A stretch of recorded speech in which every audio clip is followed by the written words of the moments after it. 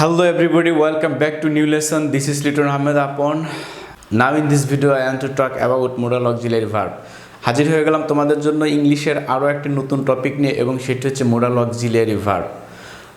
Modal auxiliary verb আসলে দুই ভাগে বিভক্ত, একটা হচ্ছে পিওর modal আর একটা হচ্ছে সেমি modal. সামি modal না, স্বামী modal না, পিওর modal. আর হচ্ছে সেমি modal. সেমি অর্থাৎ হচ্ছে অর্ধ modal. হ্যাঁ, তো পিওর মডালগুলো হচ্ছে যেগুলোর আসলে প্রেজেন্টও আছে পাস্টও আছে, দুইটা ফর্ম আছে। আর সেমি মডাল যেগুলো, এগুলার হয় প্রেজেন্ট আছে পাস্ট নাই, অথবা পাস্ট আছে কিন্তু প্রেজেন্ট নাই। তো এই মডাল অক্সিলারি ভার্বের সমস্ত বিষয় নিয়ে আমি তোমাদের সাথে আলোচনা করব।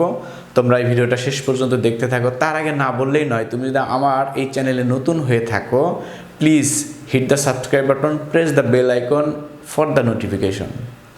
মডাল অক্সিলারি ভার্ব হচ্ছে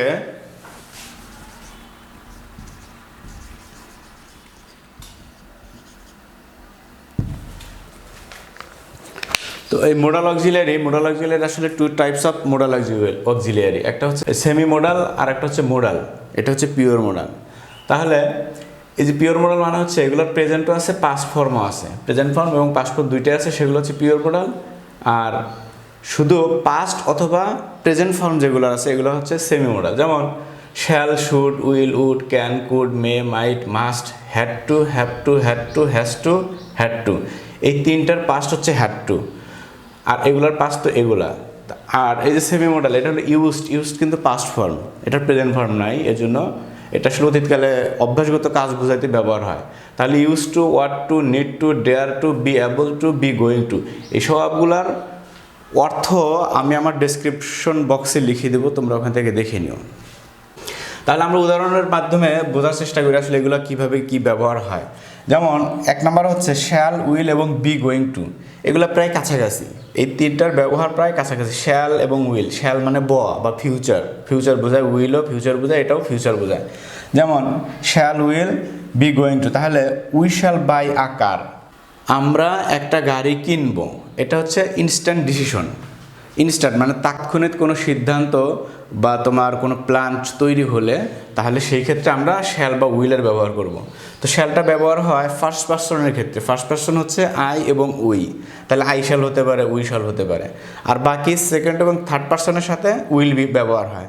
তবে বর্তমানে উইলই সব জায়গায় ব্যবহার হয়, ফার্স্ট পার্সন, সেকেন্ড পার্সন এবং থার্ড পার্সন সব জায়গায় উইল ব্যবহার হয়। তারপর আমি শ্যালটা দেখাই দিছি। তো উই শ্যাল বাই আ কার, আমি একটা গাড়ি কিনবো, এটা হলো ইনস্ট্যান্ট ডিসিশন, কিনবো। তারপর হচ্ছে ইউ উইল ওয়াচ টিভি, তুমি টিভি দেখবে। তারপর হচ্ছে we are going to buy a car, আমরা একটা গাড়ি কিনতে যাচ্ছি, মানে এটা একদম ক্লিয়ার, রেডি, এই ডিসিশনটা ফাইনাল। এর জন্য আমরা কি ব্যবহার করতে পারি, যে বি গোয়িং টু, বি মানে হচ্ছে বি ভার্ব বলবে আর কি। We are going to buy a car, আমরা একটা গাড়ি কিনতে যাব। তো এভাবে আমাদের এই তিনটা ব্যবহার হবে।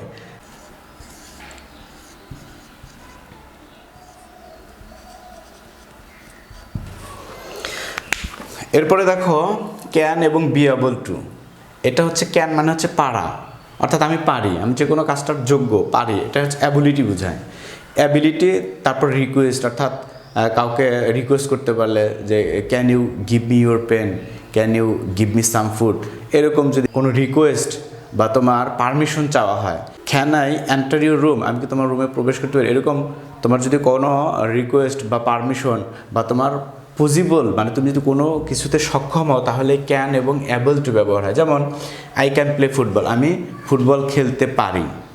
আর আগে ছিল কি আই শ্যাল প্লে ফুটবল, মানে আমি খেলবো, মানে এটা ইনস্ট্যান্ট ডিসিশন, কিন্তু এটা হচ্ছে কি খেলতে পারি। হ্যাঁ, এটা হচ্ছে পারা আর কি, আমি যোগ্য বা পারি। তারপরে আই ক্যানট প্লে ফুটবল, আমি ফুটবল খেলতে পারি না, এটা যোগ্য না আর কি।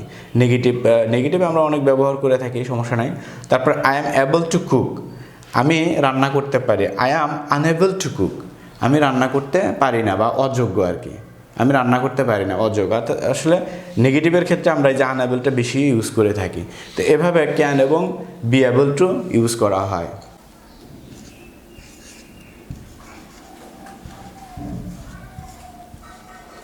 এরপর হচ্ছে মেমাইটটা হচ্ছে এরকম ব্যবহার হয়, এটা সম্ভাবনা, ঠিক আছে, সম্ভাবনা মানে 50%, আমি যেতেও পারি নাও পারি, সম্ভাবনা আছে।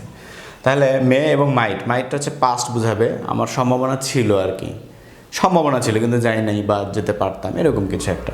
যেমন ধরো I may go to market, আমি মার্কেটে যেতে পারি। এটা কিন্তু ওই ক্যান মানে পারা, ওটা হলো যোগ্য, আর এটা হচ্ছে কি সম্ভাবনা, আমি যেতে পারি আবার নাও পারি। তাহলে I may go to market, আমি মার্কেটে সম্ভবত যেতে পারি। তারপর হচ্ছে I might go to market, আমি মার্কেটে যেতে পারতাম। এটা পাস্ট বোঝাবে কিন্তু এটা সম্ভাবনা ছিল, অর্থাৎ 50-50। যেমন ধরো ইট মে রেইন টুডে, আজকে বৃষ্টি হতে পারে, সম্ভাবনা, নাও তো হতে পারে।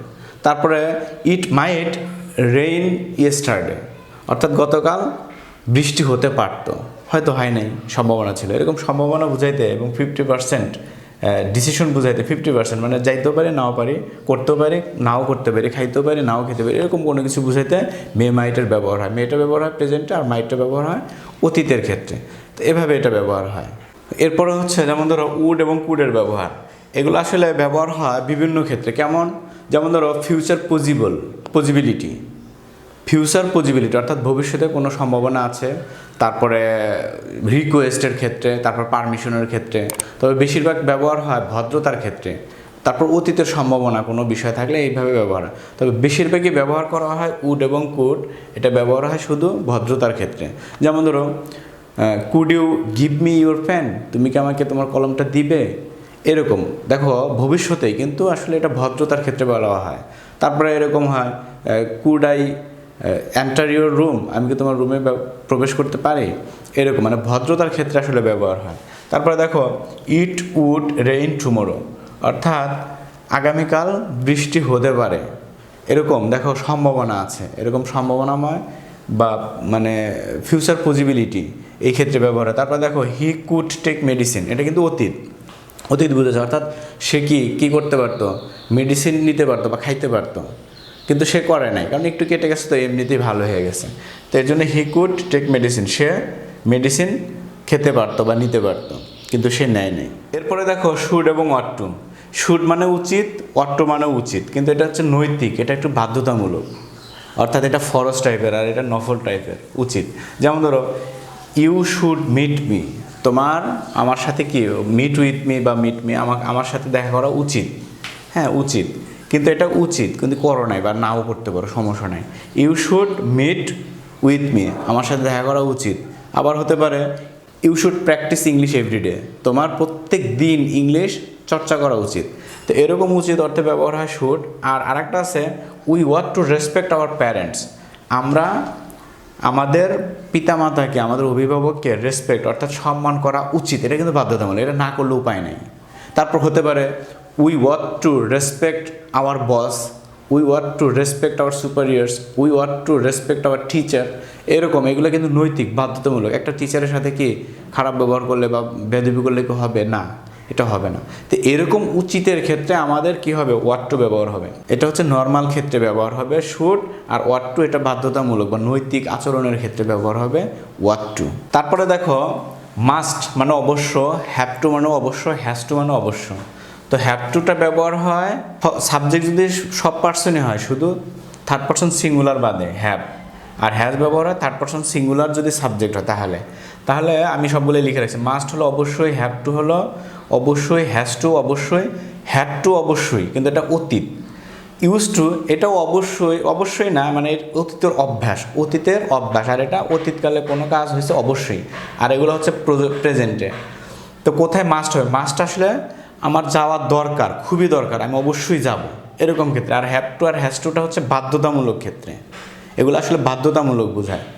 অবশ্যই কিন্তু এই দুটো হচ্ছে অবশ্যই কিন্তু তোমার বাধ্যতামূলক, আর এটা হচ্ছে কি আমার পক্ষ থেকে। যেমন ধরো I must go to Cox's Bazar, I must go to Cox's Bazar tomorrow, আমি আগামীকাল অবশ্যই কক্সবাজার যাব, এটা আমার ব্যাপার, নাও যেতে পারে। আর যদি হয় I have to go to Cox's Bazar, আমাকে অবশ্যই যেতে হবে কক্সবাজার, এটা কি অফিস থেকে হয়তো বা পাঠাচ্ছে। এরপরে হতে পারে তোমার ধরো he has go to Cox's Bazar, এটা হচ্ছে হ্যাজ, কারণ এই যে হি থার্ড পার্সন সিঙ্গুলার, এই জন্য হ্যাভ না বসে হ্যাজ বসছে। তাহলে has to go to Cox's Bazar, তাকে যেতে হবে কক্সবাজার, সে না চাইলেও যাইতে হবে, অফিস থেকে নিয়ে যাচ্ছে হয়তো বা। তারপরে দেখো হি হ্যাড টু, এখানে হ্যাড টুর ক্ষেত্রে সকল পার্সনই হবে সাবজেক্ট, সকল পার্সন ক্ষেত্রে হ্যাড টু, অতীতের ক্ষেত্রে একটাই ব্যবহার হয়। আমাকে অবশ্যই যেতে হয়েছিল কোথায়, কক্সবাজার, আমাকে অবশ্যই কক্সবাজার যেতে হয়েছিল। এরপরে he use to go to Cox's Bazar, সে কি অতীতে বা আগে বা পূর্বে, হ্যাঁ, সবসময় কি করতো, যেত, তার অভ্যাস ছিল use to go to Cox's Bazar, সে মাঝে মাঝে প্রায়ই যেত অতীতে। যেমন ধরো I use to go to school, ঠিক আছে, আমিও স্কুলে যাইতাম কিন্তু এখন হয়তো যাই না। I use to go to school, আমি মাঝে মাঝে যাইতাম, পড়াশোনার পরেও আমি যাইতাম হয়তো বা। তারপর I use to take a cup of tea, আমি কি করতাম, ইন দ্য মর্নিং, আমি সকালবেলা কি করতাম, এক কাপ চা খাইতাম। এরকমের অতীতের কোনো অভ্যাস বুঝাইতে ইউজ টু ব্যবহার হয়, এবং অতীতের অবশ্যই কোনো কিছু বুঝাইতে হ্যাড টু হয়, আর বর্তমানে অবশ্যই অর্থাৎ হ্যাভ টু এবং হ্যাজ টু এটা ব্যবহার হয় শুধু পার্সনের ক্ষেত্রে, পার্সন দেখে হ্যাজ টু হবে, অর্থাৎ সাবজেক্ট থার্ড পারসন সিঙ্গুলারে তাহলে হ্যাজ টু হবে, আর বাকি সব ক্ষেত্রে হ্যাভ টু হয়। এটা বর্তমান অবশ্যই কিন্তু বাধ্যতামূলক বুঝাইলে, আর মাস্ট এটা অবশ্যই কিন্তু নিজের পক্ষ থেকে বুঝাইলে। ডিয়ার স্টুডেন্টস, এই ছিল আজকের ভিডিওতে। আশা করি ভিডিওটি ভালো লেগেছে, আর যদি ভালো লেগে থাকে তাহলে অবশ্যই একটা লাইক দেবে আর কমেন্ট করে জানাবে কেমন লাগলো। চ্যানেলটি সাবস্ক্রাইব করতে ভুলবে না। দেখা হবে পরবর্তী কোনো ভিডিওতে। টেক কেয়ার টিল দেন।